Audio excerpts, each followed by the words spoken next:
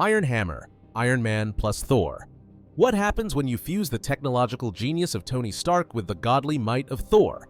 You get IronHammer, a warrior scientist armed with both arcane thunder and cutting-edge armor.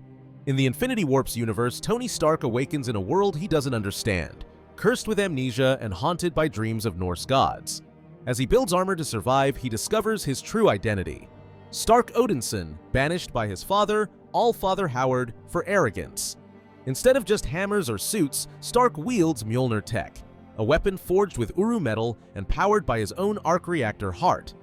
IronHammer can summon storms and lightning, but also launch repulsor blasts, create force fields, and fly at Mach speeds. He's both divine and mechanical, fusing ancient prophecy with futurist design. But beneath the power lies a tragic truth. Stark still wrestles with ego and guilt. His journey isn't just about power, it's about redemption. He's not a god trying to understand science. He's a man learning what it means to be worthy. IronHammer is a symbol of balance. Divine might meets human intellect. Thunder has never been this precise. Cosmic Ghost Rider. Frank Castle pa Ghost Rider pa Power Cosmic. Frank Castle was already the Punisher, already a man who lost everything. But in one twisted timeline, he became something far worse. Cosmic Ghost Rider, a time-traveling, fire-spewing, unhinged hybrid of Ghost Rider and Silver Surfer. After dying and going to Hell, Castle makes a deal with Mephisto to become the new spirit of vengeance. But Hell grows boring, so when Galactus arrives, Frank agrees to serve him, becoming his herald and wielding the power cosmic. The result? A flaming skull riding a space bike with a flaming chain that whips planets. Cosmic Ghost Rider is insanely overpowered. He can manipulate matter, shoot beams that melt tanks, and regenerate from nothing. He once fought Thanos, Galactus, and the Avengers, sometimes all at once. But the craziest part? He's hilarious. Time-traveling to kill baby Thanos, trying to raise him instead, and constantly talking trash while burning down armies, Cosmic Ghost Rider is pure chaos. He's not a hero, he's not a villain, he's a cosmic burnout with a flaming skull and a grudge against everyone. ArachKnight, Spider-Man plus Moon Knight. From the shadows swings ArachKnight, a fusion of Spider-Man and Moon Knight, born from tragedy and multiple identities. In this warped world, Peter Parker isn't just a kid bitten by a spider. He's a tormented vigilante resurrected by the spider god Anansi after his Uncle Ben's murder. But the resurrection fractures his mind, splitting him into multiple personalities, just like Moon Knight. ArachKnight has the agility and wall-crawling reflexes of Spider-Man, combined with the tactical brilliance and savage brutality of Moon Knight. He fights crime in a sleek black and white suit, tossing webbed crescent darts, vanishing into the dark, and delivering justice with a violent edge. Haunted by guilt, driven by justice, and never sure which voice in his head to trust, ArachKnight is a lone protector of New York's night. He isn't friendly, and he's definitely not neighborhood approved. But when evil spreads, he stalks the shadows and strikes like a phantom. He's not just Peter or Mark, he's all of them. A hero stitched together by grief, madness, and webs. Soldier Supreme. Captain America plus Doctor Strange. Imagine if Steve Rogers, instead of taking the Super Soldier Serum, was trained in the mystic arts by the Ancient One. You get Soldier Supreme, Marvel's magical super soldier. In the Infinity Warp's universe, Rogers volunteers to become a weapon against evil. But instead of science, he's infused with eldritch magic. Trained as both a soldier and a sorcerer, he dons a costume bearing both the Star-Spangled Shield and magical runes. Soldier Supreme casts spells like the Shield of the Seraphim, summons astral projections, and opens portals, all while throwing his enchanted, spinning shield that ricochets through dimensions. He fights Nazis, demons, and mystical horrors from beyond time. But like both Cap and Strange, Rogers is burdened with duty and sacrifice. He's not just fighting Hydra or Dormammu, he's protecting the entire soul of reality.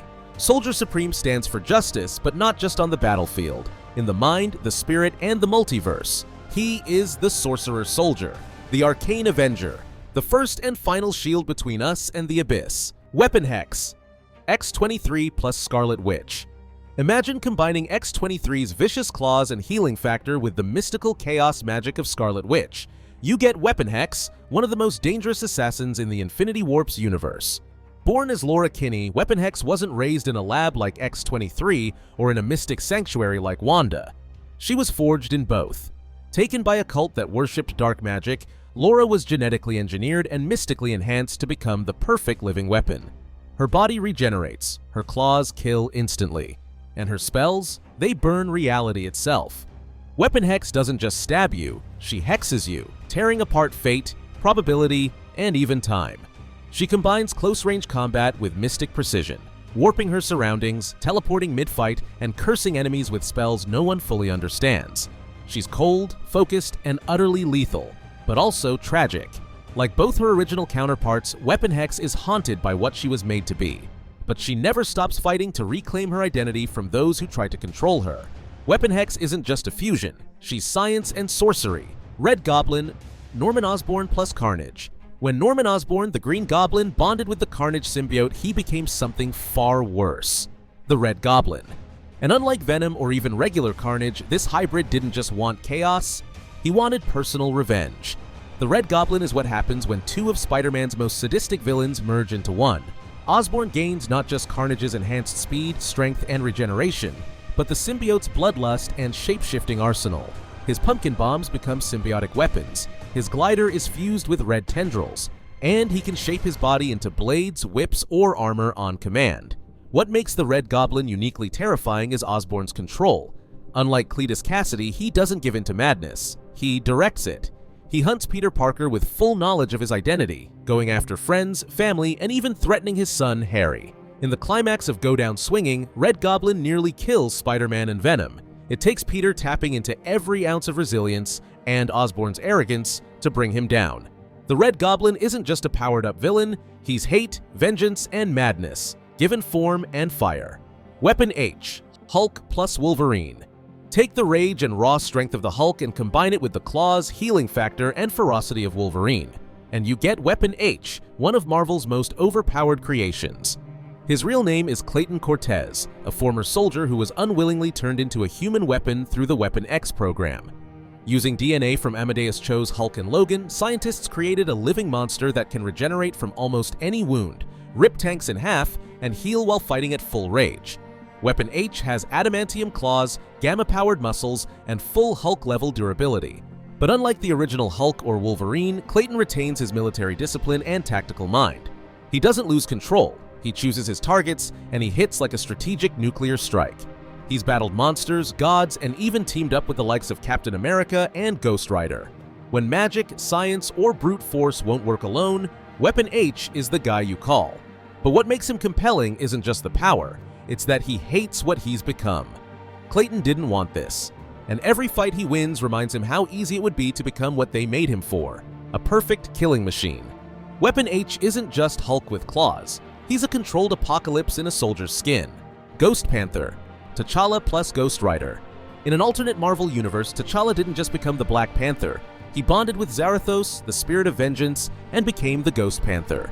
Imagine Wakanda's warrior king, already one of Earth's smartest and deadliest heroes, now with the flaming skull, hellfire chains, and vengeance-driven powers of Ghost Rider. That's Ghost Panther, and he's exactly as terrifying as he sounds. After his soul was cast into the void, T'Challa returned not just to rule Wakanda, but to punish the wicked. Riding a hell-charged panther bike and wielding enchanted chains, Ghost Panther hunts down anyone who defies justice, human or otherwise. He can summon hellfire to incinerate enemies, call upon ancestral spirits, and use the penance stare, forcing villains to feel the pain they've caused. But unlike the typical Ghost Rider, T'Challa controls the spirit within. It doesn't consume him, it serves him. Ghost Panther is part of the Infinity Warps event, where the Marvel Universe was folded in on itself, fusing characters into entirely new beings.